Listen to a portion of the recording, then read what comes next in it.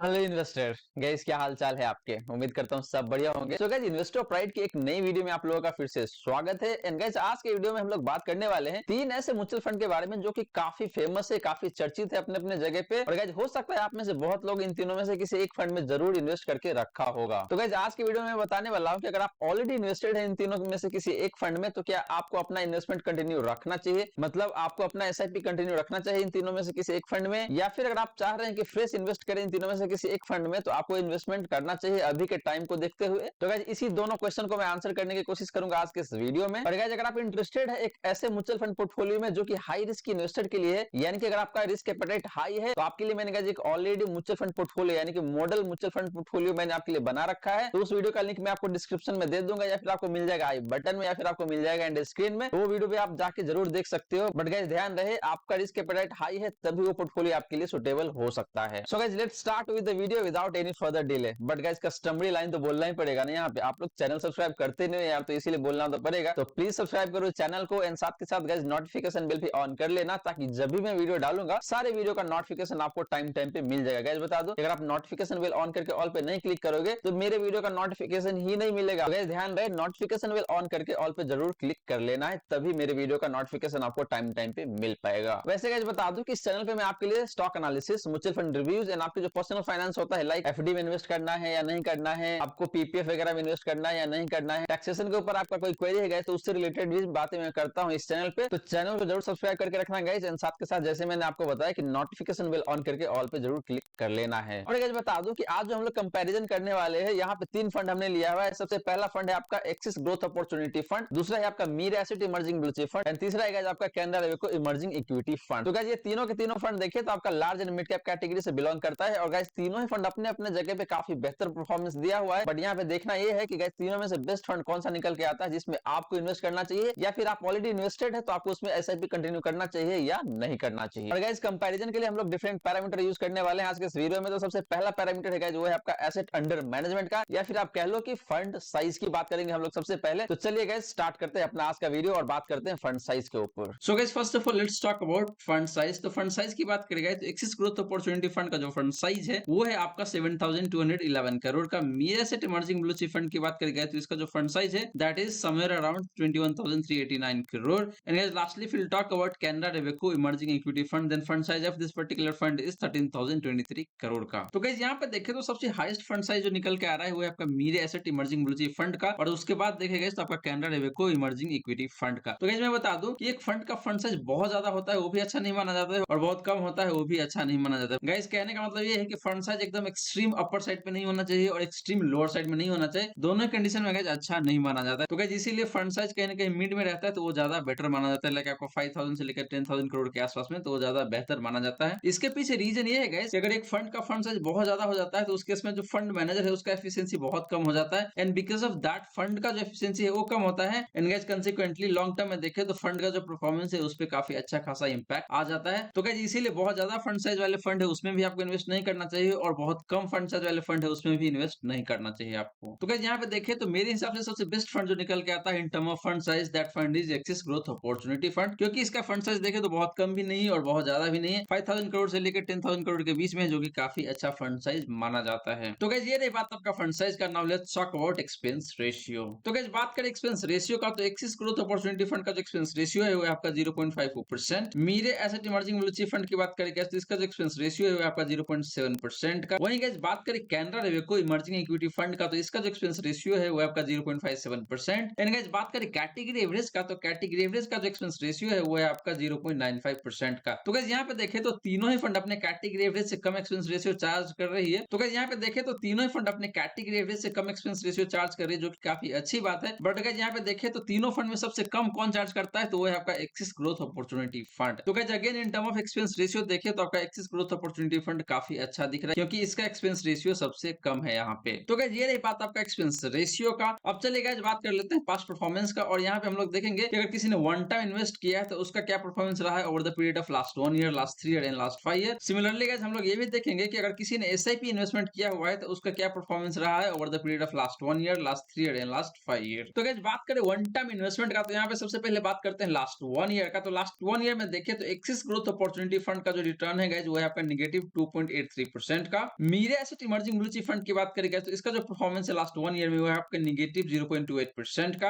Canara Robeco emerging equity fund की बात करेंगे तो इसका जो परफॉर्मेंस है लास्ट 1 ईयर में वो आपका 0.9% का पॉजिटिव रिटर्न है गाइस। एंड गाइस लास्टली बात करें कैटेगरी एवरेज का, तो कैटेगरी एवरेज का जो रिटर्न है लास्ट 1 ईयर का वो है आपका 1.02% का पॉजिटिव। तो गाइस लास्ट 1 ईयर में देखें तो Axis growth opportunity fund as well as Mirae asset emerging blue chip equity fund दोनों ही ने अपने कैटेगरी एवरेज को अंडर परफॉर्म किया है। And Canara Robeco emerging equity fund को भी इसने अंडर परफॉर्म किया हुआ है यहाँ पे। तो गाइस यहाँ पे देखें तो तीनों ही फंड अपने कैटेगरी एवरेज को अंडर परफॉर्म कर रहा है लास्ट 1 ईयर में। But guys Canara Robeco emerging equity fund की बात करें तो ये मोटा मोटी देखें तो कैटेगरी एवरेज के आसपास में ही है, तो इसका परफॉर्मेंस मैं 8 पार मानूंगा यहाँ पे। तो गाइस लास्ट 1 ईयर में देखें तो सबसे बेस्ट फंड जो निकल के आता है आउट ऑफ दिस 3 फंड वो है आपका Canara Robeco emerging equity fund. तो गाइस ये बात आपका लास्ट 1 ईयर का परफॉर्मेंस का। अब चलिए गाइस बात कर लेते हैं लास्ट 3 ईयर का। तो गाइस बात करें लास्ट 3 ईयर का, तो लास्ट 3 ईयर में देखें तो एक्सिस ग्रोथ अपॉर्चुनिटी फंड का जो परफॉर्मेंस है वो आपका 19.10% का। Mirae asset emerging blue chip fund की बात करेंगे तो इसका जो परफॉर्मेंस है वो आपका 18.07% का। वहीं गाइस बात करें Canara Robeco emerging equity fund का, तो इसका जो परफॉर्मेंस है लास्ट 3 ईयर का वो है आपका 16.42% का। एंड गाइस लास्टली बात करें कैटेगरी एवरेज का, तो कैटेगरी एवरेज का जो परफॉर्मेंस है लास्ट 3 ईयर का वो है आपका 14.15% का। तो गाइस लास्ट 3 ईयर में देखें तो तीनों ही फंड अपने कैटेगरी एवरेज को आउट परफॉर्म कर रहा है, जो कि काफी अच्छी बात है। बट गाइस यहाँ पे देखें तो सबसे बेस्ट परफॉर्मेंस किसी एक फंड का है, तो वो है आपका एक्सिस ग्रोथ अपॉर्चुनिटी फंड, जो कि 19% का रिटर्न जनरेट करके आपको दे रहा है लास्ट 3 ईयर में। तो गाइस ये रही बात आपका लास्ट 3 ईयर का परफॉर्मेंस का। अब चलिए गाइस बात कर लेते हैं लास्ट 5 ईयर का। तो गाइस बात करें लास्ट 5 ईयर का, तो लास्ट 5 ईयर में एक्सिस ग्रोथ अपॉर्चुनिटी फंड का जो परफॉर्मेंस होगा इस कुछ भी नहीं, क्योंकि इसका डेटा ही अवेलेबल नहीं है। क्योंकि देखें तो ये 5 साल पुराना फंड ही नहीं, इसको 3 साढ़े 3 साल के आसपास में ही हुआ है, तो इसलिए लास्ट 5 ईयर का इसका कोई डेटा नहीं मिलेगा आपको। वहीं गाइस बात करें Mirae asset emerging blue chip fund का, तो इसका जो परफॉर्मेंस है लास्ट 5 ईयर का वो आपका 14.82% का, मोटा मोटी आप 15% कह सकते हो आप यहाँ पे। सिमिलरली गाइस बात करें Canara Robeco emerging equity fund का, तो इसका जो परफॉर्मेंस है over the period of last 5 year वो है आपका 12.72% का, मोटा मोटी 13% के आसपास में आप कह सकते हो यहाँ भी। लास्टली बात करें कैटेगरी एवरेज का, तो कैटेगरी एवरेज का जो परफॉर्मेंस है लास्ट 5 ईयर का वो है आपका 11.03% का। तो गाइस लास्ट 5 ईयर के केस में देखें तो Canara Robeco emerging equity fund as well as Mirae asset emerging blue chip fund दोनों ही फंड अपने कैटेगरी एवरेज को आउट परफॉर्म कर रहा है, जो कि काफी अच्छी बात है। बट स्पेशली अगर गाइस आप बात करते हो Mirae asset emerging blue chip equity fund का, तो इसका परफॉर्मेंस ज्यादा बेहतर दिख रहा है, क्योंकि ये आपको मोटा मोटी 15% का रिटर्न जनरेट करके दे रहा है इन लास्ट 5 ईयर। तो इसीलिए गाइस देखें तो लास्ट 5 ईयर में आपका बेस्ट फंड जो निकल के आता है वो है आपका Mirae asset emerging blue chip fund. तो गाइस ये रही बात आपका वन टाइम इन्वेस्टमेंट का। और यहाँ पे देखें गाइस तो लास्ट 1 ईयर में आपका Canara Robeco emerging equity fund बेहतर परफॉर्म कर रहा था। लास्ट 3 ईयर में देखें तो एक्सिस ग्रोथ अपॉर्चुनिटी बेहतर परफॉर्म कर रहा था, एंड लास्ट 5 ईयर में देखें गाइस तो Mirae asset emerging blue chip equity fund बेहतर परफॉर्म कर रहा है। तो इसीलिए गाइस देखें तो तीनों ही केस में अलग अलग फंड निकल के आता है, तो यहाँ पे मैं तीनों ही फंड के एक साथ लेके चलूंगा। अब चलिए गाइस बात कर लेते हैं एसआईपी रिटर्न के केस में कौन सा फंड कितना बेहतर परफॉर्म करके दे पा रहा है आपको। तो गाइस बात करें एसआईपी रिटर्न का, तो यहाँ सबसे पहले बात करते हैं लास्ट 1 ईयर का। तो लास्ट 1 ईयर में देखें तो गाइस तीनों ही फंड ने नेगेटिव रिटर्न जनरेट करके दिया है। बट गाइस यहाँ पे देखने वाली बात यह है कि सबसे कम परफॉर्मेंस किस फंड का है। तो गाइस बात करें एक्सिस ग्रोथ अपॉर्चुनिटी फंड का, तो इसका लास्ट 1 ईयर का परफॉर्मेंस एसआईपी का वो है आपका नेगेटिव 18.98% का, मोटा मोटी 19% का नेगेटिव रिटर्न दिया हुआ है इसने। यानी कि एक्सिस ग्रोथ अपॉर्चुनिटी फंड ने आपको लास्ट 1 ईयर में 19% का लॉस दिया है। वहीं गाइस बात करें Mirae asset emerging blue chip equity fund का, तो इसका जो रिटर्न है लास्ट 1 ईयर का वो है गाइस आपका नेगेटिव 13.97% का, मोटा मोटी आप 14% नेगेटिव रिटर्न कह सकते हो यहाँ पे। सिमिलरली गाइस बात करें Canara Robeco emerging equity fund का, तो इसका जो रिटर्न है लास्ट 1 ईयर का वो है आपका नेगेटिव 13.44% का, मोटा मोटी आप कह सकते हैं 13.5% का लॉस दिया है इसने लास्ट 1 ईयर में। तो गाइस एसआईपी के केस में भी देखें तो लास्ट 1 ईयर में आपका Canara Robeco emerging equity fund ही बेहतर दिख रहा है, क्योंकि इसका लॉस कम है, यानी कि इसने आपको कम लॉस जनरेट करके दिया है in comparison with other two fund. वहीं गाइस बात करें लास्ट 3 ईयर का, तो लास्ट 3 ईयर में देखें तो एक्सिस ग्रोथ अपॉर्चुनिटी फंड का जो परफॉर्मेंस है वो आपका 17.43% का,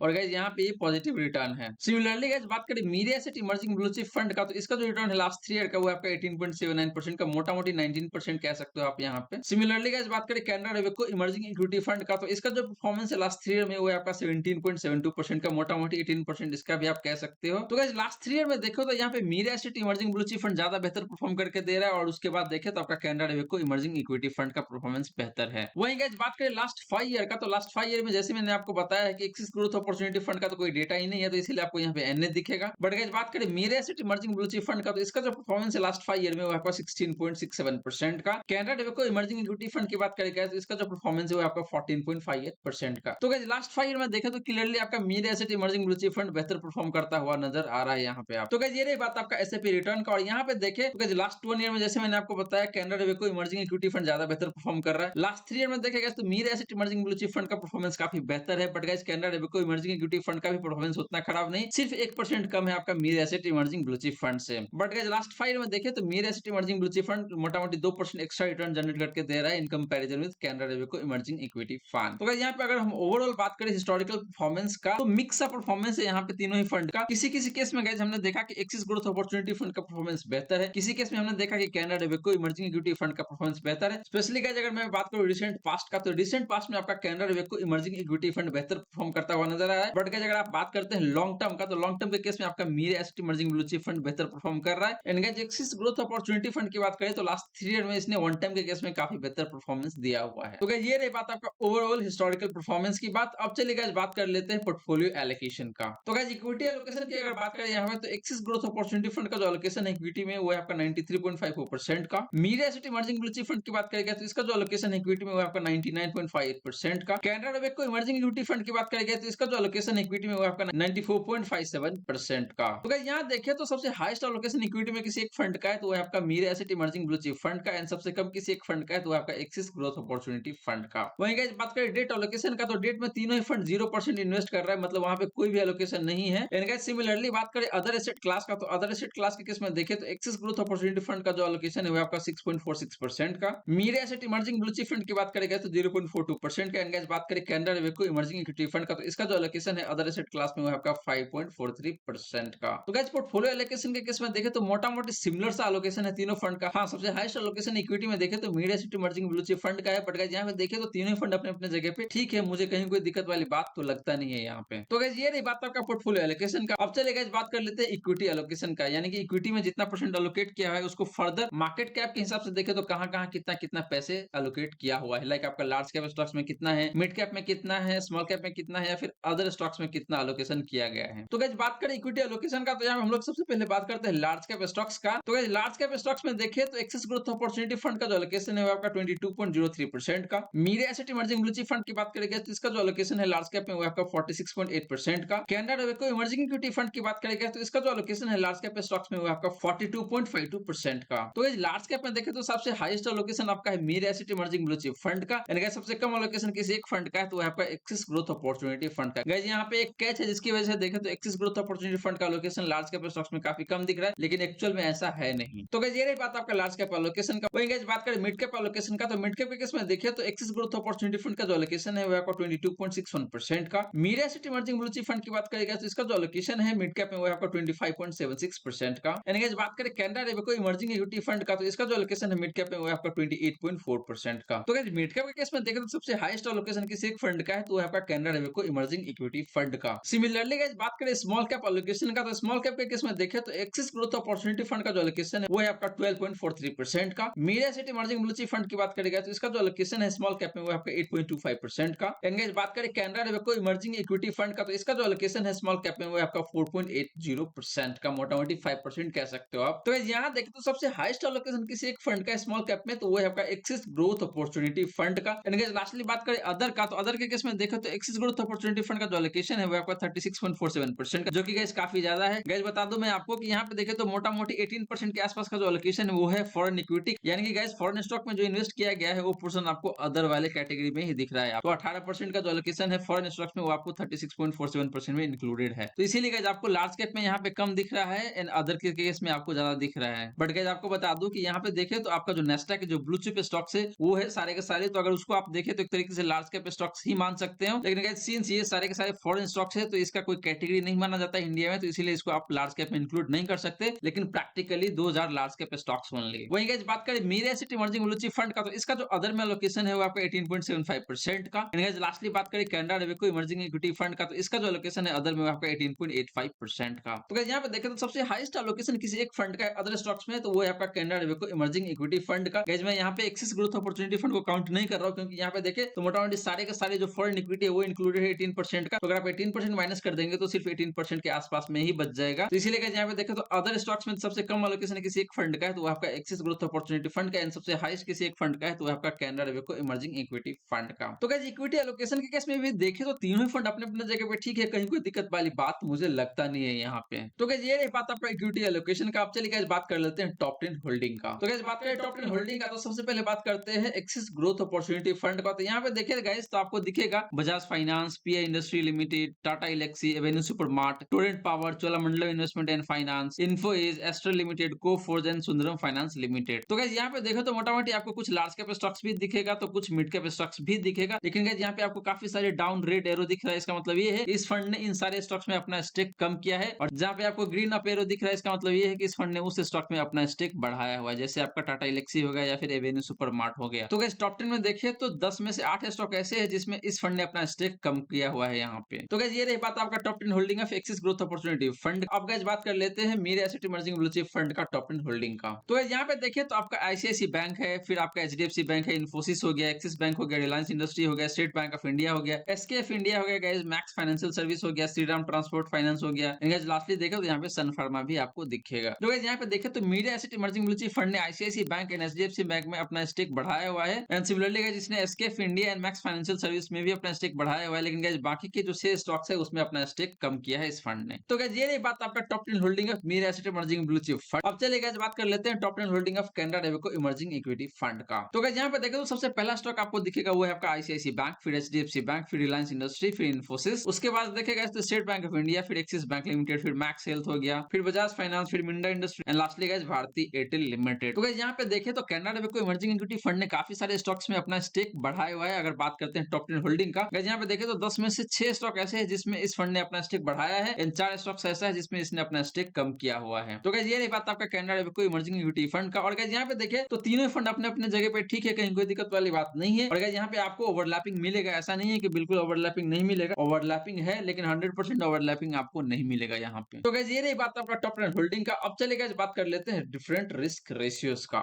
तो गाइस बात करें रिस्क रेशियोज का तो सबसे पहले हम लोग बात करेंगे स्टैंडर्ड डिवीजन का। तो यहाँ पे देखें तो एक्सिस ग्रोथ अपॉर्चुनिटी फंड का जो स्टैंडर्ड डिवीजन है वो आपका 17.44% का। Media asset emerging blue chip fund की बात करेंगे तो इसका जो स्टैंडर्ड डिवीजन है वो 21.27% का। सिमिलरली गाइस बात करें कैनरा डेवेको इमर्जिंग इक्विटी फंड का, तो इसका जो स्टैंडर्ड डिवीजन है वो है आपका 20.84% का। एंड गाइस लास्टली बात करें कैटेगरी एवरेज का, तो कैटेगरी एवरेज का जो स्टैंडर्ड डिवीजन वो है आपका 19.22% का। तो गाइस यहाँ पे देखें तो सबसे कम स्टैंडर्ड डिवीजन किसी एक फंड का है तो आपका एक्सिस ग्रोथ अपॉर्चुनिटी फंड का, जो कि अपने कैटेगरी एवरेज से तो कम है ही गाइस, बाकी के 2 फंड है उससे भी कम है। तो गाइस मैं बता दूं आपको कि स्टैंडर्ड डिवीजन जितना कम होता है एक फंड का उतना ही अच्छा माना जाता है। तो यहाँ पे देखिए तो स्टैंडर्ड डिवीजन के केस में सबसे बेस्ट फंड जो निकल के आता है वो आपका एक्सिस ग्रोथ अपॉर्चुनिटी फंड। वही गाइस बात करें शार्प रेशियो का, तो शार्प रेशियो के केस में देखिए तो एक्सिस ग्रोथ अपॉर्चुनिटी फंड का जो शार्प रेशियो है वो है आपका 0.88 का। Media asset emerging blue chip fund की बात करेंगे तो इसका जो शार्प रेशियो है वो आपका 0.71 का। कैनरा डेवेको इमर्जिंग इक्विटी फंड की बात करेंगे तो इसका जो शार्प रेशियो है वो आपका 0.62 का। एंड गाइस लास्टली बात करें कैटेगरी एवरेज का, तो कैटेगरी एवरेज का जो शार्प रेशियो है वो आपका 0.52 का। तो गाइस यहाँ पे देखें तो तीनों ही फंड का शार्प रेशियो अपने कैटेगरी एवरेज से काफी अच्छा है, जो कि काफी अच्छी बात है। बट गाइस सबसे बेस्ट शार्प रेशियो किसी एक फंड का है तो वो है आपका Axis growth opportunity fund. Guys बता दूं आपको कि Sharpe ratio and trainer ratio basically ये दिखाता है कि आपके फंड का रिस्क एडजस्टेड रिटर्न कितना बेहतर है। इसीलिए गाइस आपका Sharpe ratio and trainer ratio दोनों ही जितना ज्यादा होता है उतना ही अच्छा माना जाता है। तो यहाँ पे देखें तो शार्प रेशियो के केस में आपका एक्सिस ग्रोथ अपॉर्चुनिटी फंड सबसे बेहतर परफॉर्म करता हुआ नजर आ रहा है। वहीं गाइस बात करें ट्रेनर रेशियो का, तो ट्रेनर रेशियो के केस में देखें तो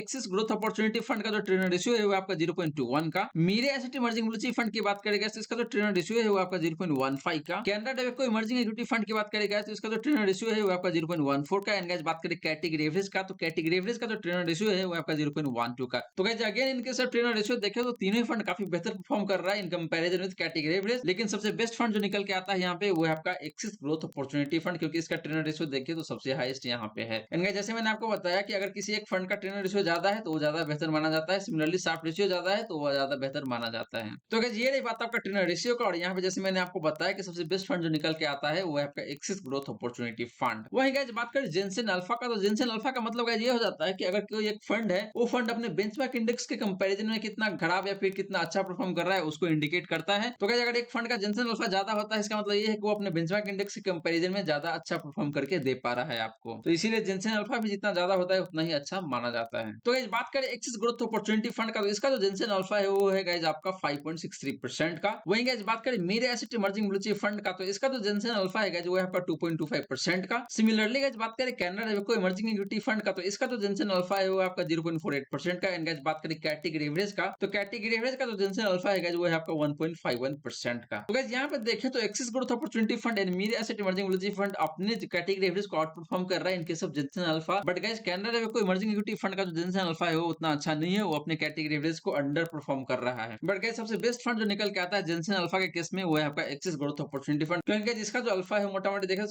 5% का है, जो कि काफी बेहतर माना जाएगा। 5.5% का मतलब ये हो जाता है गाइस कि अगर बेंचमार्क इंडेक्स अगर 10% का रिटर्न दे रहा है, तो उस केस में एक्सिस ग्रोथ अपॉर्चुनिटी फंड आपको 15.5% का रिटर्न जनरेट करके दे पाता है। तो इसीलिए गाइस यहाँ पे देखें तो सबसे बेस्ट फंड जो निकल के आता है in case of Jensen alpha, वो है आपका Axis growth opportunity fund. And guys वैसे भी अगर बात करें ओवरऑल रिस्क रेशियोज का, तो सबसे बेस्ट फंड जो निकल के आता है वो है आपका एक्सिस ग्रोथ अपॉर्चुनिटी फंड, क्योंकि इसका स्टैंडर्ड डिवीजन भी अच्छा है, साप रेशियो भी बेहतर है, रिटर्न रेशियो भी बेहतर है, जेनसेन अल्फा भी काफी बेहतर है। तो गाइस ये रही बात आपका रिस्क रेशियोज का। एंड गाइस जैसे मैंने आपको बताया कि यहाँ पे सबसे बेस्ट फंड जो निकल के आ रहा है वो है आपका एक्सिस ग्रोथ अपॉर्चुनिटी फंड। ये रही सारी की सारी बातें जो हमने डिस्कस की आज के इस वीडियो में इन तीनों फंड के ऊपर। और गाइस यहाँ पे देखें तो तीनों ही फंड अपने अपने जगह पे काफी अच्छा है। गाइस बात करें एक्सिस ग्रोथ अपॉर्चुनिटी फंड का, तो इसका देखें तो लास्ट 3 ईयर का परफॉर्मेंस काफी बेहतर है in case of one time investment. And guys बात करें इसका रिस्क रेशियोज का, तो वो भी काफी शानदार है। वहीं गाइस बात करें Mirae asset emerging blue chip fund का, तो अगर आपका पर्सपेक्टिव थोड़ा लॉन्ग टर्म है तो उस एंगल से देखें गाइस तो आपका Mirae asset emerging blue chip fund काफी शानदार निकल के आता है। बट गाइस वहीं अगर आप बात करते हैं रिसेंट पास्ट का, यानी कि लास्ट 1 ईयर का, इन दैट केस आपका Canara Robeco emerging equity fund है वो काफी शानदार परफॉर्म करके दे रहा है। उसने इन दोनों फंड को भी आउट परफॉर्म किया है, इन कैटेगरी एवरेज को भी आउट परफॉर्म करके दिया हुआ है। तो इसीलिए गाइस देखें तो यहाँ पे तीनों फंड अपने अपने जगह पे काफी शानदार है। बट गाइस ये डिपेंड करता है आपके ऊपर कि आपको कौन सा फंड के साथ जाना चाहिए, आपका रिस्क एपेटाइट कैसा है। अगर आपका रिस्क एपेटाइट थोड़ा सा कम है, इन दैट केस गाइस मैं सजेस्ट करूंगा कि आप एक्सिस ग्रोथ अपॉर्चुनिटी फंड के साथ जाए। इन गाइस अगर आपका रिस्क एपेटाइट थोड़ा सा ज्यादा है ना, आपका पर्सपेक्टिव थोड़ा सा लॉन्ग टर्म का, in that case guys I would suggest you to go ahead with Mirae asset emerging blue chip fund. And guys lastly देखिए तो अगर आप फॉल करते हैं in between Axis growth opportunity fund and Mirae asset emerging blue chip fund, in that case आपको जाना चाहिए Canara Robeco emerging equity fund के साथ। तो गाइस आशा करता हूं जितने भी बातें मैंने बताने की कोशिश किया है सारी की सारी बातें आपको समझ में आ गया होगा। और गाइस अगर आपके मन में कोई डाउट है, क्वेश्चन है, तो फटाफट कमेंट सेक्शन का फायदा उठाइए, वहां पे अपना क्वेश्चन कमेंट कीजिए और मैं आपके क्वेश्चन का रिप्लाई जरूर करूंगा, प्रोवाइडेड कि आपका क्वेश्चन जेन्युइन होना चाहिए। गाइस अगर आप चाहते हो कि आप ऑलरेडी किसी एक म्यूचुअल फंड में इन्वेस्टेड हो और उसको मैं रिव्यू करूं, तो उस म्यूचुअल फंड का नाम भी आप कमेंट सेक्शन में मेंशन कर सकते हो। गाइस अगर आपने वीडियो को अभी तक लाइक नहीं किया देन फटाफट कर दो वीडियो को लाइक, एंड चैनल सब्सक्राइब नहीं करा हुआ है then please subscribe the channel guys, and साथ के साथ नोटिफिकेशन बेल ऑन करना ना भूलना, ताकि जब भी मैं इस तरीके का वीडियोस डालूंगा सारे वीडियो का नोटिफिकेशन आपको